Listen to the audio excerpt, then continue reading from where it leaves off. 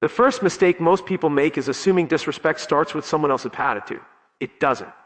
Disrespect starts the moment people discover that your standards can be negotiated long before anyone interrupts you, dismisses your opinion, or treats you as unimportant. They've already been studying you. Human beings are constantly picking up on silent signals. They notice what you tolerate, what you forgive, what you excuse, and how badly you crave acceptance. The uncomfortable truth is this: people rarely disrespect confidence first.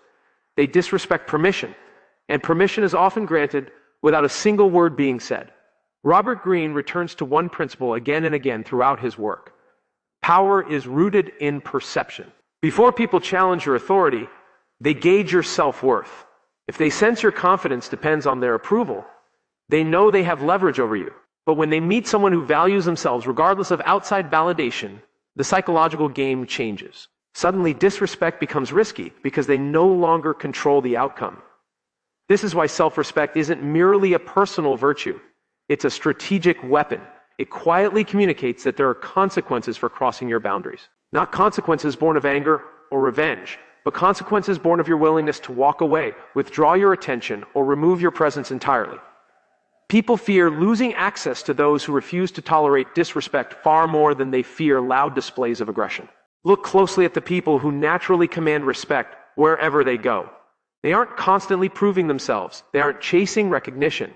They don't interrupt conversations just to be noticed. In fact, they often speak less than everyone else. Yet, when they do speak, people listen. Why? Because their behavior tells the room one undeniable truth: my value doesn't depend on your opinion. That quiet certainty creates psychological pressure. Others become careful because they realize this person can't be manipulated through approval, guilt, or intimidation. Now compare that to someone who's constantly seeking acceptance. They laugh at jokes made at their expense. They apologize for things that need no apology. They change their opinions to avoid disagreement. They overlook repeated disrespect because they're afraid of losing relationships. At first, people may appreciate their kindness, but over time, appreciation turns into familiarity. Familiarity turns into entitlement, and entitlement eventually becomes disrespect. Human nature rarely protects what comes without conditions. The uncomfortable reality is that every time you let someone cross a line without responding, you redraw that line farther away. People learn through patterns, not promises. If your actions keep telling them your boundaries are flexible, they stop treating those boundaries as real, and soon they start testing you in bigger ways. Not necessarily because they hate you, but because they've learned there's no real cost to doing so. This is where most people make another mistake. They believe respect is earned by being agreeable. But history, leadership, and psychology all say otherwise. People admire kindness, but they respect standards. Someone without standards might be liked for a moment, yet they're rarely taken seriously. The person who calmly protects their dignity, even when it creates discomfort, becomes unforgettable. They build a reputation that travels ahead of them. Others start thinking twice before crossing someone who's already shown they've been. Never trade their self-respect for temporary approval. Notice that genuine self-respect never needs to announce itself. It doesn't rely on threats, emotional outbursts, or constant reminders of status. Those behaviors usually expose insecurity. Real confidence is quiet because it has nothing to prove. It understands that walking away from disrespect is often more powerful than winning an argument. Silence, distance, and consistency become forms of strength that people can't easily challenge. The paradox is simple. The less desperately you chase respect, the more naturally it comes to you. The moment people realize your identity isn't for sale, your principles aren't negotiable, and your dignity can't be bought with attention or approval, they start treating you differently, not because you demanded respect, but because they understand that disrespecting you will cost them access to someone who knows their own worth. And once that unshakable foundation is built, the next step is learning to make every word carry enough weight that people think twice before crossing you again. Once you've built unshakable self-respect, the next challenge is making sure people recognize it without you ever having to announce it. This is where most people fail. They believe authority comes from talking more, explaining every decision now, or winning every argument. But in reality, the more desperate you are to be understood, the less powerful you appear. Every unnecessary explanation reveals something deeper. It suggests you need other people's permission to feel justified. And the moment people sense that need, they realize they have influence over you. Powerful people understand a principle most others overlook. Words are valuable only when they're scarce. The person who talks endlessly gives everyone access to their thoughts, emotions, and intentions. There's no mystery left, no uncertainty. And once people fully understand you, they also learn how to predict you. Predictable people are easy to manipulate. Others know exactly which buttons to press, which criticisms will provoke you, and which compliments will win you over. Robert Greene often emphasizes that mystery creates power. The less people know about your inner world, the more carefully they have to approach you. Human beings naturally fear what they can't fully predict. This is why the quiet person in a room often draws more attention than the loudest one. While everyone else competes to be heard, the silent observer is gathering information, watching personalities, weaknesses, ambitions, and emotions unfold without revealing their own hand. In every social interaction, information is power. Whoever reveals less usually holds more. Think about someone who feels compelled to defend themselves the moment they criticized. Before the other person even finishes speaking, they're already explaining their intentions, listing excuses, trying to prove they were misunderstood. Their words might be logical, but psychologically, they communicate insecurity. They tell others, "Your opinion affects me enough that I have to convince you." Now compare that to someone who listens calmly, responds only when necessary, and doesn't feel obligated to justify every decision. Their silence creates uncertainty. People start questioning themselves instead, wondering whether their criticism even landed. That uncertainty quietly shifts the balance of power. This doesn't mean going cold or refusing to communicate. It means becoming intentional. Every sentence should have a purpose. Every opinion should add value. People naturally respect those whose words carry weight because they know those words are never wasted. Picture two leaders walking into a meeting. One dominates every conversation, interrupts constantly, and talks just to fill silence. The other listens carefully, lets everyone else reveal their thinking first, then offers only a few precise observations. Which one leaves the stronger impression? More often than not, it's the second. Their restraint creates authority because people instinctively link control over speech with control over emotion. Silence also protects you from one of the biggest dangers in human interaction, revealing your weaknesses too soon. Every unnecessary complaint, emotional reaction, or impulsive confession hands others information they may eventually use against you. Not everyone has bad intentions, but human nature remembers vulnerability. In moments of competition, conflict, or disagreement, people often reach for whatever gives them an edge. The less ammunition you hand over, the harder you become to challenge. There's another psychological effect silence creates. It forces others to fill the empty space. Most people are uncomfortable with silence, so they start talking, revealing secrets, opinions, fears, and motives without even realizing it.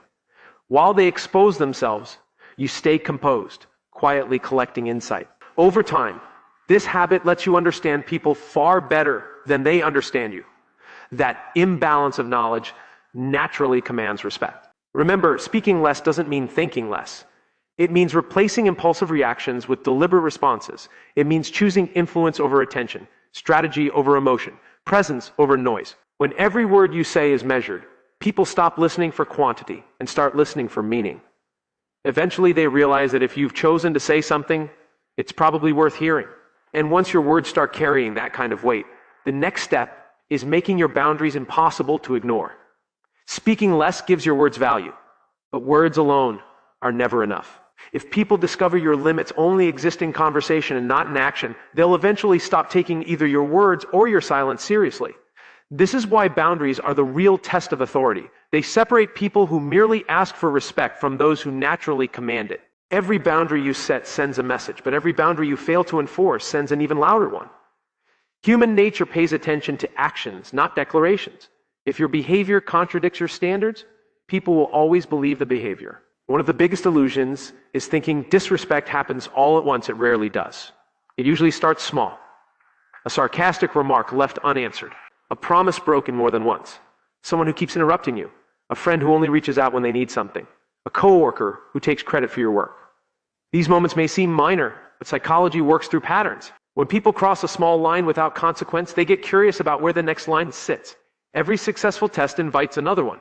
Over time, what started as a small act of disrespect becomes a habit because you unknowingly taught them your boundaries were optional. Robert Greene often explores how power gets built through consistency. People quickly learn who can be pressured and who can't. They watch whether your principles shift depending on who's standing in front of you. If you only hold firm when it's convenient, your boundaries lose credibility. But when your standards stay the same, regardless of status, popularity, or circumstance, people start adjusting their behavior before they even interact with you. Your reputation starts doing the work your words no longer have to do. Many people avoid setting boundaries because they're afraid others won't like them. But that fear creates an even bigger problem. The desire to be liked often turns into an invitation to be used. The more you prioritize keeping everyone comfortable, the more uncomfortable your own life becomes. Eventually, you find yourself surrounded by people who respect your usefulness, but not your worth. They appreciate what you do for them, yet never hesitate to cross your limits because they've learned your need for approval outweighs your commitment to yourself. The strongest boundaries aren't emotional. They're calm, predictable, and consistent. Picture someone who keeps speaking to you disrespectfully. The average person reacts with anger, argues, and threatens consequences they never follow through on. The powerful person does something different. They stay composed. They don't raise their voice or seek payback. Instead, they quietly change their behavior. They reduce access, stop giving unnecessary attention, and if the disrespect continues, they remove themselves entirely. This response carries far more psychological weight because it proves your standards are real. No drama, just consequences. People often mistake this for coldness, but it's actually a form of self-respect. You're not punishing anyone. You're protecting your own dignity, and there's an important difference. Punishment is driven by emotion. Boundaries are driven by principle. The moment people realize your decisions are guided by principle rather than fleeting feelings, they start taking every interaction with you more seriously. Another reason boundaries earn respect is that they remove uncertainty. People know exactly where they stand with you. They understand honesty is rewarded, manipulation is ignored, and repeated disrespect leads to distance. That consistency builds trust even among people who disagree with you. Ironically, people often respect someone with firm boundaries more than someone who tries to please everyone because predictable strength feels safer than unpredictable weakness. There's also a hidden psychological effect at work. When someone loses access to your time, attention, or presence because they cross the line, they start associating disrespect with loss. That lesson lands harder than any lecture or argument ever could. Human beings remember consequences far longer than they remember conversations. Once that association forms, they naturally grow more careful in future interactions. Never forget that every relationship teaches people how to treat you. Every compromise, every reaction, every decision becomes part of that lesson. If your boundaries collapse under pressure, your authority collapses with them. But if your standards hold firm, even when tested, people eventually realize disrespect simply isn't worth the cost. And once your boundaries become impossible to ignore, the next level of power comes from mastering your emotions when others try to provoke you. By now, you've built self-respect, learned to speak with intention, and set boundaries people can no longer ignore. But there's one final test that decides whether all of that is real or just an illusion. It happens in the moments when someone deliberately tries to provoke you. They criticize you publicly. They question your authority. They insult you, hoping to drag you into an emotional reaction. In that moment, your biggest enemy isn't the person in front of you. It's your own emotions. Whoever controls your emotions controls you. And the moment someone can predict your reactions, they can start steering your behavior. This is one of the oldest principles of power. People often assume strength means dominating others, but real strength is dominating yourself. Robert Greene repeatedly points out that emotional reactions cloud judgment. Anger, frustration, and wounded pride create blind spots that sharp opponents can easily exploit. Whoever stays calm, while everyone else loses control, quietly gains the advantage because they keep thinking while everyone else is reacting. Think about how easily people can expose your weaknesses once they know exactly what sets you these off. If a single insult is enough to break your composure, they found your weak spot. They no longer need intelligence or strategy, just the same trigger, repeated whenever they want to throw you off. Every emotional outburst becomes proof that your behavior can be controlled from the outside instead of directed from within. This is why truly powerful people rarely react right away. They know every emotional response gives away valuable information. Anger exposes insecurity. Defensiveness exposes fear. Desperation exposes dependence on approval. Even too much excitement can reveal your intentions before the right moment. The calmer you stay, the less you give away. Silence protects your strategy. Emotional reactions expose it. Picture two people facing the exact same insult. One instantly argues, raises their voice, and spends the next several minutes trying to prove the other person wrong. Everyone watching remembers the argument, but they also remember who lost control. The other person listens without interrupting, pauses, and either responds with a few calm words or chooses not to respond at all. That silence creates discomfort. Suddenly, the attention shifts away from the insult and toward the person who refused to be shaken. Instead of looking weak, they look impossible to manipulate. This doesn't mean suppressing emotions or pretending they don't. Every human feels anger, disappointment, and frustration. The difference is what happens between feeling and acting. Powerful people create space between the two. They let emotions settle before making decisions. That brief pause often prevents mistakes that emotional people spend years trying to undo. There's another psychological reason emotional control earns respect. Most people expect predictable reactions.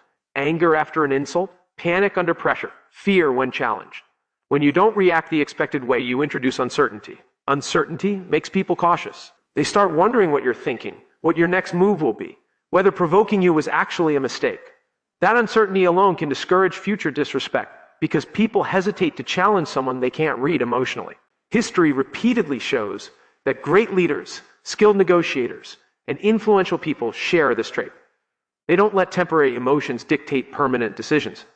They understand every emotional explosion gives away power that may never come back. Staying composed isn't passive, it's strategic. It lets you choose your response instead of letting someone else choose it for you. Maybe the biggest advantage of emotional discipline is that it protects your reputation. People eventually forget arguments, but they rarely forget composure. Over time, they start associating you with stability, confidence, and self-control. They realize intimidation, insult, and manipulation simply don't work on you. Once that reputation sets in, many conflicts end before they even start, because people instinctively look for easier targets. In the end, people don't fear the loudest person in the room. They fear the one who can't regus emotionally controlled. Once others realize they can't provoke you into a mistake, they lose one of their most powerful weapons. And once your emotions are fully under your own control, the next step is becoming so valuable that people fear losing your presence more than they value disrespecting you. Once you're emotionally unshakable, you reach a point where arguments no longer define your power.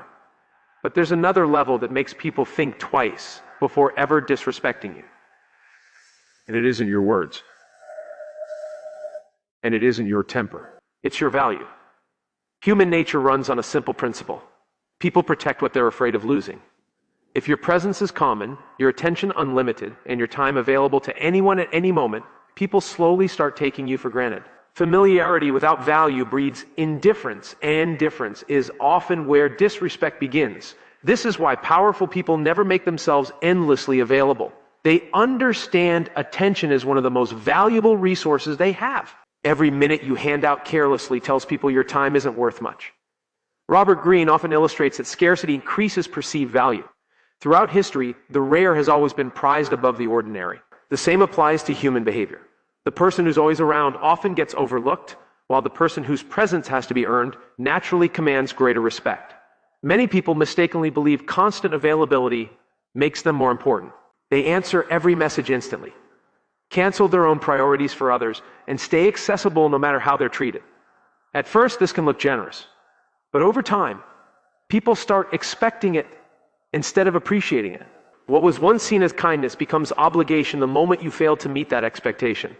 The same people who benefited from your availability may get frustrated not because you did anything wrong, but because they'd grown used to unlimited access. Look at the people who hold real influence in any environment. They aren't hard to reach because they're arrogant. They're selective because they understand the value of focus. Their attention goes where it matters most. They protect their energy from unnecessary distractions. That selectiveness creates an invisible psychological effect. Others start valuing every interaction knowing it isn't handed out freely. Respect grows when access has to be earned rather than assumed. But becoming valuable is about far more than limiting your availability. The greatest source of value is ongoing personal growth. Skills, knowledge, discipline, confidence, and reliability are assets that can't be easily replaced. The more you keep improving yourself, the harder you become to ignore. People may disrespect empty titles or fleeting success, but they hesitate to disrespect real competence. Deep down, they understand that someone who consistently creates value has options, and people with options are never easily controlled. This is why chasing attention is such a risky habit. Attention can be given today and taken away tomorrow. Real value is different. It exists whether people notice it or not. If your confidence depends on applause, compliments, or social approval, your power vanishes the moment those things do. But when your confidence comes from your abilities and character, outside opinions lose their power to define you. Others sense that independence, and it changes how they treat you almost immediately. Another important lesson is learning to walk away from situations that no longer respect your value. Many people stay in unhealthy friendships, jobs, or relationships simply out of fear of being alone. That fear weakens their position. When others sense you believe you have nowhere else to go, they know you're unlikely to leave no matter how you're treated. But the moment they understand you are genuinely ready to walk away, rather than accept disrespect, the balance of power shifts suddenly, that they power the ones worried about losing something valuable. None of this requires manipulation or arrogance. It isn't about pretending to be unavailable or acting superior. It's about building a life meaningful enough that you're no longer desperate for anyone's as validation. Your purpose, discipline, and standards become more important than temporary approval. Ironically, the less desperately you chase people's attention, the more willingly they give it to you. The people most respected are rarely the ones demanding importance. They tick in the ones whose absence gets felt the moment they leave. Their value speaks before they do, and their presence is appreciated because it's never wasted. When people realize they could lose access to someone who genuinely enriches their lives, disrespect becomes a risk they're no longer willing to take.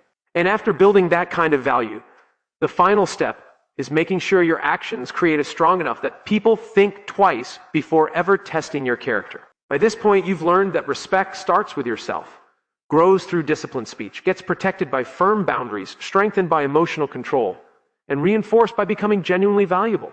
But none of it matters if it stays an idea instead of a habit. In the end, people don't judge you by what you claim to believe. They judge you by what you repeatedly do. Your reputation isn't built from your intentions, it's built from your actions. And once a reputation is established, it starts speaking before you even enter the room. Robert Greene often explores one timeless truth about power. People trust patterns more than promises. Anyone can claim to be confident. Anyone can say they deserve respect. Anyone can talk about loyalty, discipline, or strength. But words fall apart the moment reality contradicts them. If someone repeatedly watches you compromise your standards under pressure, your reputation shifts one way. If they consistently see you hold to your principles, even when it costs you something, your reputation shifts in the opposite direction. Over time, people stop questioning who you are because your actions have already answered it. This is why consistency is one of the most underrated forms of power. Most people are only predictable in their inconsistency. Confident when things are easy, insecure when challenged. They enforce boundaries with some people and let others slide. They talk about discipline while repeatedly breaking promises to themselves. This inconsistency breeds doubt, and where doubt exists, respect starts to fade. People naturally test individuals whose behavior shifts with convenience because they sense the uncertainty underneath. Now picture someone who behaves differently, whose standards stay the same no matter who they retry talking to. They're respectful without being submissive, calm without being passive, confident without seeking attention. They keep their word even when no one's watching. Day after day, their actions reinforce the same message. And eventually, something remarkable happens. People stop testing them because experience has already taught them the outcome. Their reputation becomes a quiet warning that disrespect will never pay off. One of the biggest mistakes people make is protecting their image instead of building their character. Image depends on what people think today. Character determines what they'll think tomorrow. You can spend years carefully managing appearances, but a single moment of weak character can shatter that illusion. Real influence is built differently through hundreds of small decisions that align with your values. Until those decisions become your identity at that point, respect isn't something you ask for anymore. It becomes something people naturally associate with your name. There's also a powerful psychological principle behind reputation. Human beings rely on past experience to predict future behavior. If someone has consistently shown confidence, discipline, and integrity, people expect those qualities to continue. They hesitate to act disrespectfully because previous interactions have already taught them there will be consequences. Not dramatic, anger-driven consequences, but calm, predictable ones rooted in principle. That expectation shapes behavior before conflict even starts. This is why the strongest people rarely need to defend themselves. Their reputation does it for them. Others have already watched how they respond under pressure. They've seen them walk away from manipulation, refuse to tolerate disrespect, and stay composed in difficult moments. Those memories become part of their identity in other people's minds. Over time, people start treating them with more care, not out of traditional fear, but because their character has already proven that crossing them simply isn't worth it. Remember, every conversation, every decision, and every challenge adds to the story people tell about you when you're not around. You may never hear those conversations, but they shape your opportunities, your relationships, and the level of respect you receive. That's why every action matters. Every promise you keep strengthens your reputation. Every standard you protect reinforces your authority. Every moment of discipline adds another layer to the image others carry of you. In the end, making people think twice before disrespecting you was never about intimidation, aggression, or forcing anyone into submission. It's about becoming the kind of person whose self-respect is unwavering, whose words carry weight, whose boundaries hold firm, whose emotions stay under control, whose value is undeniable, and whose actions build a reputation that speaks louder than any argument ever could. Once you reach that point, respect stops being something you chase. It becomes something people choose to give because they understand your character leaves them no other reason to do otherwise.